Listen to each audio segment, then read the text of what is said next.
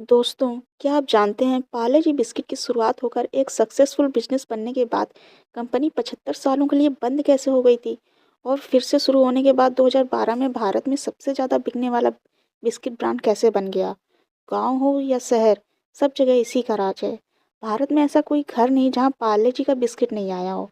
25 सालों से बिस्किट की कीमत भी नहीं बढ़ाई गई, फिर कैसे मुनाफा कमाती है ये कंपनी। जानेंगे इस वीडियो में पार्ले जी के ट्विस्ट एंड टर्न के बारे में। बात तब की है जब गांधी जी का स्वदेशी आंदोलन चल रहा था। इस आंदोलन में विदेशी वस्तुओं का बहिष्कार किया जा रहा था। उस समय भारत ब्रिटिश शासन के अधीन था। स्वाभाविक रूप से भारतीय व्यापार में अंग्रेजी व्यापारियों का भी दबदबा था। इसके फलस्वरूप भारत में कई विदेशी सामान बेचे जा रहे थे। चूंकि वे महंगे थे, इसलिए उन्हें मुख्य रूप से अंग्रेजी नागरिक और उच्च वर्ग के लोग ही खरीद सकते थे। इस आंदोलन से प्रभावित होकर उन्होंने सोचा कि क्यों ना कैंडी बनाकर हर भारतवासी तक पहुंचाई जाए। उन दोनों जो कैंडी चलती थी, महंगे होने के कारण केवल अंग्रेज और अमीर लोग ही इसे अफोर्ड कर सकते थे। उस समय अंग्रेज लोग कैंडी बहुत खाया करते थे। कैंडी का भी व्यापक रूप से कारोबार होता था। यह कैंडी भारत के बाहर बनाई जाती थी। अगर अंग्रेज कैंडी खा सकते हैं तो हम भारतीय क्यों नहीं? यह सवाल मोहनलाल के मन में कौंध गया। चूंकि स्थिति अच्छी थी, उन्होंने कैंडी बनाने की तकनीक सीखने का फैसला किया, जिसके लिए उन्हें भारत छोड़ना पड़ा और वह कुछ समय के लिए भारत छोड़कर जर्मनी पहुंचे। जर्मनी में उन्होंने कैंडी बनाने का पूरा प्रोसेस खुद सीखा। उन्होंने वहाँ कुछ समय अभ्यास भी किया और अन्य बेकरी प्रोडक्ट भी बनाना सीखा। कैंडी के लिए एक विशेष मशीन आती है जिसे कैंडी मेकर कहा जाता है। चूंकि वह भारत में उपलब्ध नहीं थी, इसलिए उन्होंने जर्मनी से 60,000 रुपये में एक कैंडी बनाने वाली मशीन खरीदी और भारत लौट आए। वह साल 1929 था। भारत लौटने के तुरंत बाद उन्होंने मुंबई के विले पार्ले में एक पुरानी फैक्ट्री खरीदी और वहीं काम करने लगे। चूंकि फैक्ट्री पुरानी थी, इसलिए शुरुआती दिनों में ज़्यादातर दिन सफाई में ही बीतते थे। ऐसा उन्होंने अपने ही परिवार के 12 सदस्यों के साथ मिलकर किया। ये 12 कंपनी के शुरुआती कर्मचारी थे। लग्जरी सामान का कारोबार छोड़कर मोहनलाल एक लक्ष्य से प्रेरित थे। इसके लिए वह दिन रात मेहनत कर रहे थे। सभी लोग मेहनत करने लगे और पुरानी फैक्ट्री अब नई हो गई थी। सभी सामानों की व्यवस्था की गई और कारखाना स्थापित किया गया। ओपनिंग डे आया, लेकिन कंपनी का नाम क्या होगा ये किसी को नहीं पता था। इसे ध्यान में रखते हुए मोहनलाल दयाल चौहान ने मुंबई के विले पार्ले क्षेत्र के नाम पर कंपनी का नाम पार्ले रख दिया, जहाँ कंपनी स्थित है। और इस तरह 1929 में पार्ले कंपनी बनी। जैसे जैसे कंपनी बढ़ी, वैसे वैसे काम भी हुआ। ऑरेंज कैंडी पार्ले कंपनी द्वारा बनाया गया पहला प्रोडक्ट था। इस कैंडी को बहुत अच्छा रिस्पांस मिला। बहुत कम कीमतों के कारण भारत में बड़े और छोटे सभी क्षेत्रों के लोग कैंडी खरीदने में सक्षम थे।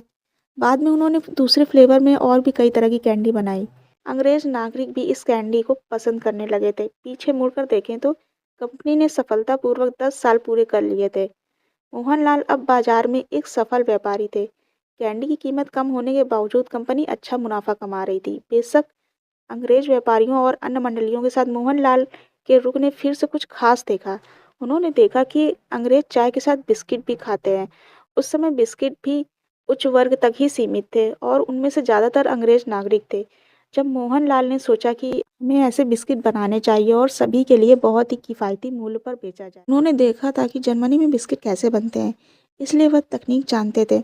उन्होंने इसका इस्तेमाल गेहूं के आटे का उपयोग करके ग्लूकोज बिस्किट बनाने के लिए किया। साल 1939 था। पार्ले ग्लूकोज बिस्किट का जन्म हुआ और ये बिस्किट बाजार में उतरे और निश्चित रूप से सभी को ये बिस्किट बहुत पसंद आया। इसका रिस्पांस बहुत ज़बरदस्त था। मांग दिनों दिन बढ़ती जा रही थी और पार्ले ग्लूकोज बिस्किट सबसे निम्न वर्ग तक पहुंच गया था। उसी समय सभी समझते थे कि बिस्किट पार्ले ग्लूकोज है, क्योंकि इससे पहले भारतीयों को यह नहीं पता था कि बिस्किट क्या होता है। और सिर्फ भारतीय नहीं, बल्कि कई ब्रिटिश लोग भी पार्ले ग्लूकोज का आनंद लेते थे। ये बिस्किट इतने लोकप्रिय हुए कि अंग्रेजी बिस्किट ब्रांड भी पार्ले ग्लूकोज के आगे झुक गए। द्वितीय विश्व युद्ध समाप्त हो गया था और पार्ले ग्लूकोज अत्यधिक लोकप्रियता प्राप्त कर चुका था। लेकिन जीवन एक कहानी की तरह है। जिस तरह कहानी में हमेशा ट्विस्ट एंड टर्न आते हैं, उसी तरह जिंदगी में भी कई ट्विस्ट एंड टर्न आते हैं। जीवन कभी सीधा नहीं होता है। पार्ले जी ग्लूकोज की कहानी में सफर में भी आया था इतना बड़ा ट्विस्ट। द्वितीय विश्व युद्ध के बाद भारत में गेहूं की कमी हो गई थी। बिस्कुट बनाने में गेहूं एक आवश्यक सामग्री थी, लेकिन गेहूं के बिना कुछ नहीं हो सकता था। यदि आप विदेश में आयात करना चाहते हैं तो यह पर्याप्त नहीं है, क्योंकि विदेशों में भी पर्याप्त उपलब्धता नहीं। 1947 में आज़ादी के बाद यह कमी और भी स्पष्ट हो गई थी। कंपनी अच्छे मुनाफे में थी। कंपनी के पास बहुत पैसा था, लेकिन अच्छे लोगों को पीछे की ओर झुकना ही पड़ता है। इसलिए मोहनलाल को पार्ले को रोकना पड़ा। पूरा उत्पादन बंद करना पड़ा, यहाँ तक कि फैक्ट्री को भी बंद करना पड़ा। नागरिकों को भी बिस्किट की कमी का सामना करना पड़ रहा था। सभी जगह बिस्किट की मांग होने लगी, लेकिन कोई इलाज नहीं था। इसलिए कंपनी ने आश्वासन दिया कि जैसे ही गेहूं का उत्पादन बढ़ेगा, गेहूं उपलब्ध होते ही हम उत्पादन फिर से शुरू कर देंगे। लेकिन कंपनी लंबे समय तक बंद रही, क्योंकि गेहूं की कमी थी। हरित क्रांति के बाद कृषि धीरे धीरे बदलने लगी, अनाज फिर से अच्छी तरह बढ़ने लगा, लेकिन स्थिति सामान्य होने में काफ़ी समय लगा। 75 साल बाद कंपनी फिर से शुरू हो गई। इसी दौरान मोहनलाल का निधन हो गया था। दिन और साल बीतते गए, लेकिन 1982 में कंपनी ने इसका नाम बदलकर बिस्किट रखने का फैसला किया। उस समय का नाम पार्ले ग्लूकोज था। नाम कॉपीराइट कंपनी द्वारा नहीं लिया गया था, क्योंकि इसकी कभी ज़रूरत ही नहीं थी। लेकिन उस समय पार्ले के साथ साथ अन्य बिस्किट कंपनियों ने भी बिस्किट बेचना शुरू कर दिया था। पार्ले की तरह ही अपने नाम में ग्लूकोज शब्द का इस्तेमाल करना शुरू कर दिया। इसलिए नाम के महत्व को देखते हुए कंपनी ने नाम बदलने का फैसला किया और ग्लूकोज को पार्ले ग्लूकोज से जी में बदल दिया। पार्ले ग्लूकोज को अब पार्ले जी के नाम से जाना जाता है और कंपनी ने इस नाम का कॉपीराइट भी ले लिया है। 80 के दशक में अर्थव्यवस्था बदल रही थी, इसलिए कंपनी ने बिस्कुट की कीमत बढ़ाने का फैसला किया। कीमत में थोड़ी वृद्धि की, लेकिन जनता ने अस्वीकृति दिखाना शुरू कर दिया। पेट्रोल डीजल की कीमतों में बढ़ोतरी नहीं हो रही, लेकिन पार्ले जी बिस्कुट की कीमतों में बढ़ोतरी ने सड़कों पर आंदोलन किया। इसलिए फिर से वही कीमत पहले की तरह ही लगा दी गई। इस घटना के बाद कंपनी को पता चला कि उसका प्रोडक्ट कीमत संवेदनशील है। उसके बाद कंपनी ने कभी कीमतें नहीं बढ़ाई, आज भी नहीं। शुरुआत में बिस्किट के एक पैकेट पर गाय और गाय की तस्वीर थी, लेकिन सादी तस्वीर की जगह उस प्यारी सी बच्ची ने ले ली। एक सवाल जो पार्ले जी को लेकर हमेशा से कौतूहल रहा है कि रैपर पे कौन है पार्ले जी की गर्ल। इस बारे में वास्तव में बहुत बहस हुई है। 3 महिलाएं, सुधा मूर्ति, नीरू देशपांडे और कुंजन खंडानिया, तीनों ने अपने रैपर पे अपने बचपन की तस्वीर होने का दावा किया। मीडिया ने सोचा कि लड़की नीरू देशपांडे थी। नीरू के मुताबिक फ़ोटो उनके पिता ने तब खींची थी कि जब वे 4 साल की थे। उनके पिता प्रोफेशनल फ़ोटोग्राफ़र नहीं थे, लेकिन उन्होंने फ़ोटो को शौक के तौर पर लिया था और यह फ़ोटो पार्ले कंपनी में काम करने वाले एक शख्स की नज़र में आई और इस तरह बिस्किट के पैकेट पे इसका इस्तेमाल होने लगा। लेकिन इस बारे में पूछे जाने पर असली पार्ले कंपनी के प्रोडक्ट मयंक जैन का कहना है कि इस तस्वीर में दिख रही लड़की का कोई अस्तित्व नहीं है।